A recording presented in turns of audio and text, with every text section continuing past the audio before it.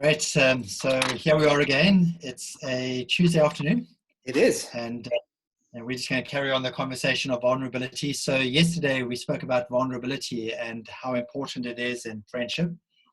And Dave, we spoke a bit about our relationship. And one of the things that I appreciate, and I think you appreciate about us, is the fact that what makes this work is the ability to be vulnerable with each other. And those are priceless. Those are special friendships that we all need. And Brené Brown's done some fantastic work on vulnerability. It's hard not to mention her name when you're talking about this word. But vulnerability is the motion going into places, spaces where you are unsure of the outcome, but still you go. And so sometimes we connect with people and we become vulnerable, not sure with what they're going to do with what we're sharing with them. Yep. And vulnerability actually does require huge levels of trust. So we get vulnerability in friendships, but vulnerability in the workplace is something which is definitely needed as well. And if an organization is going to be a strong organization, a team is going to be strong, and there's going to be a gelling and a natural motion of forward momentum, then we would definitely want vulnerability. Mm-hmm. So Dave, what's your best thought when it comes to vulnerability in the workplace? So I think this challenges a lot of the preconceived ideas of a boss, or certainly a leader in a workplace. I think the old stereotypes is the boss never shows emotion. I remember, this is interesting, I remember in the ministry, certainly training in the ministry, they told you never to get close to your congregation, to never show them the inside of you. Maybe you've been taught the same thing in the early days. And certain, in some schools of management thought is, you mustn't blur the line between you as the boss and them as the employee, and your friendship, as it were. So these two things were supposed to be kept very apart. So you kept your emotion out of the workplace. Everything was very left brain, analytical, etc., which of course pandered to a very male-dominated workspace. And so, obviously, as we know, in the last 10 years or so, there's been this real move to trying to break that down. So what has been the result? In my mind, I think vulnerable-led leadership, leaders who are willing to explain how they feel, and promote the explanation of feelings in the workplace. I've certainly seen a marked improvement in the way that their teams work. So I think vulnerability, although it requires trust, I think vulnerability in the workplace creates trust. There is nothing better than having your leader or your CEO, share some emotion about how he or her is dealing with the stress of business, etc. It creates a place of empathy, there's that word again, where others can connect to someone. You can't connect to someone if they're not showing you emotion or explaining how they're feeling. But the minute someone unpacks a little bit of emotion, there's a connection that is made. And I believe trust is imbibed into that team, So I think it was Daniel Pink brought a book about emotional intelligence, the need for us to connect on an EQ level, not just an IQ level. Well, I think there'd be EQ connections the EQ levels that we are connected on is directly connected to our vulnerability. How open are we to share our feelings? So there's been a huge shift in the workplace for the better, I think. Yeah. I so agree with you. I think whenever a boss or a manager or a leader begins to share some of their own concerns, whilst at the same time giving a sense of confidence that we are resilient and we can move forward, it definitely begins to create a rapport in the organization. I'm amazed at how often communication can go out from a CEO, and the communication doesn't display any form of vulnerability. In actual fact, it can be quite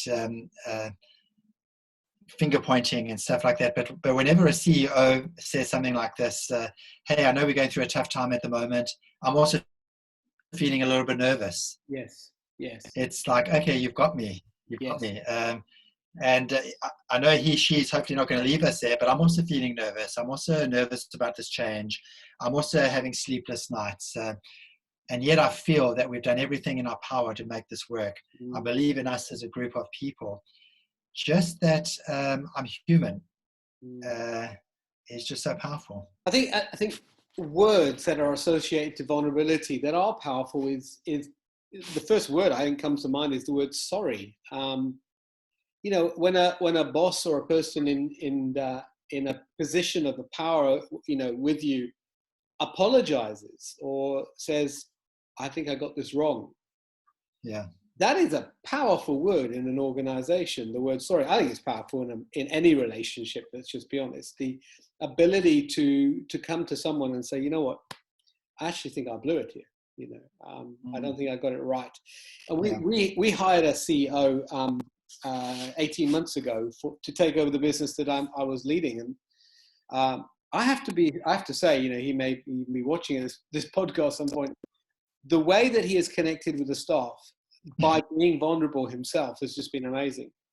There are many times where he said, I thought I was right and I was wrong. I meant this, but I didn't mean that. You know, I'm also even in this time where he's communicated was, this is a nervous time for us all, you know. But you're right. The key in leadership is to be vulnerable without losing the trust of the people, you know. Yeah.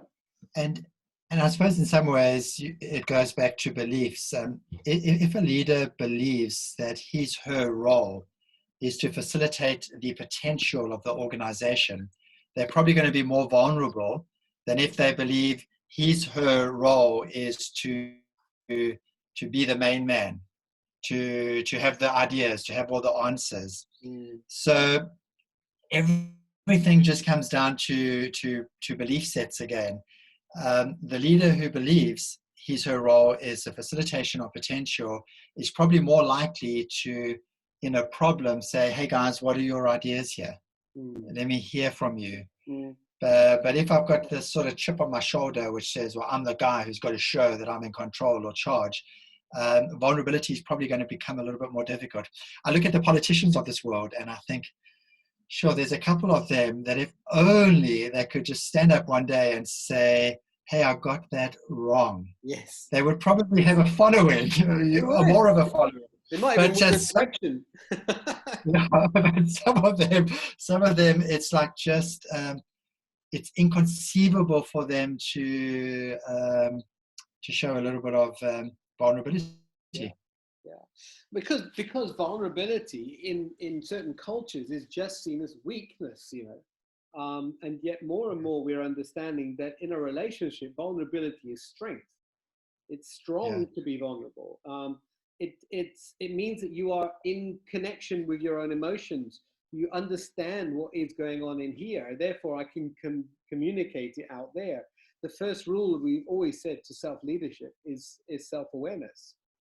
Being aware how you feel, and then the power of empathy, being able to communicate how you feel to someone else, but do it in a way that wins them towards you rather than pushes them away.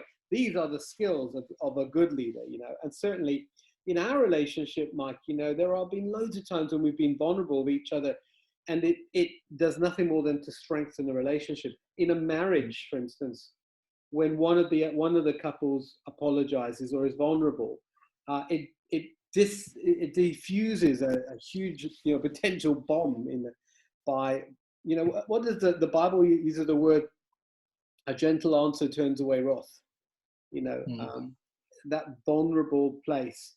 And vulnerability isn't even just admitting you're feeling weak. Vulnerability is taking the soft answer, you know, choosing not to add fuel to the fire, but to take the slow pace. Does that make sense?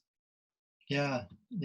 I think there's you know, vulnerability will have a multitude of behavioral descriptors, but some of them that I really like that we've already said. So vulnerability might be found in the word sorry. Vulnerability might be found in, hey guys, what are your thoughts? What are your ideas here? Vulnerability might be the gentle answer versus a harsh answer that maybe is justified. Yep. Vulnerability is sometimes found in silence, not having to answer. You know those moments where you're having a conversation and all of a sudden there's silence, and it's like somebody's got to rescue this, somebody's got to say something. Yes. But vulnerability is being okay with tension, with a sense of paradox. That would be vulnerability as well. I was talking it comes in many clothes. It does. Now, it also, conversely, I was talking to someone who is your archetype peacemaker. You know, in all of their strengths, they have harmony and all of these kind of things, and they absolutely cannot stand conflict. So they find themselves doing anything they can do to avoid conflict. And in that particular case, vulnerability is the courage to say, I don't agree. Yeah. You know, that's equally being vulnerable. Vulnerability there, in that case, is standing up and saying, I can't agree with this. You know, we tend to think vulnerability is when we lie down or we surrender, but in this particular case, vulnerability is saying, I know this is going to cause trouble, but I need to make a point here. That's being equally vulnerable. Yeah. All right. So what's vulnerability in lockdown?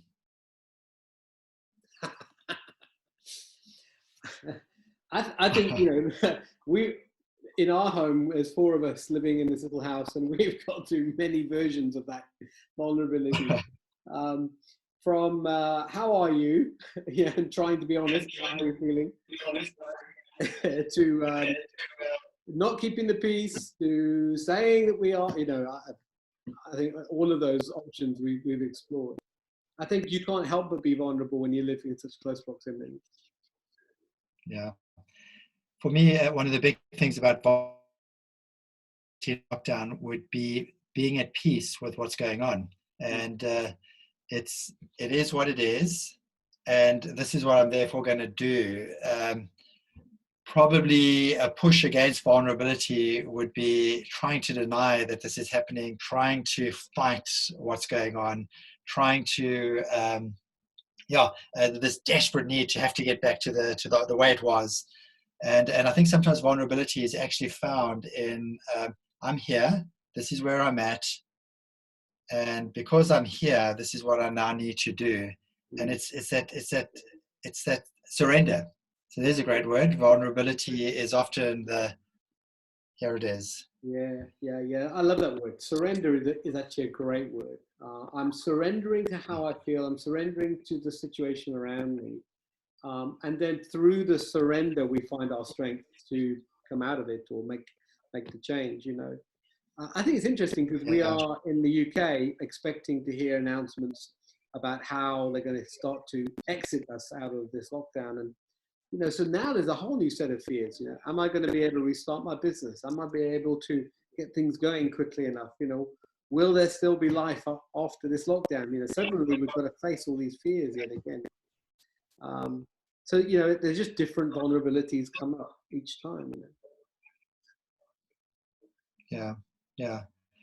And let's be people who don't fight but move, include and transcend. I think we might have used that word somewhere in the past few weeks, but include and transcend through this. And that does require vulnerability. So remember, the basic definition of vulnerability would be embarking on a journey where you're unsure of the outcome. Very good. And but still saying, and I'm taking that first step. It's almost a bit like Frodo, vulnerability, putting the ring on and just taking the journey, but the outcome's not a guarantee, but doing it. And that's courage. So, that's courage. And, you know, may we find courage to be vulnerable. Be vulnerable in saying what needs to be said, or be vulnerable in not saying what shouldn't be said. You know, I think if we can find that courage, our relationships can definitely go on a deeper level. Yeah. Nice, Davey. Good chatting again, Mikey. We'll chat again tomorrow. Cool. Stay strong.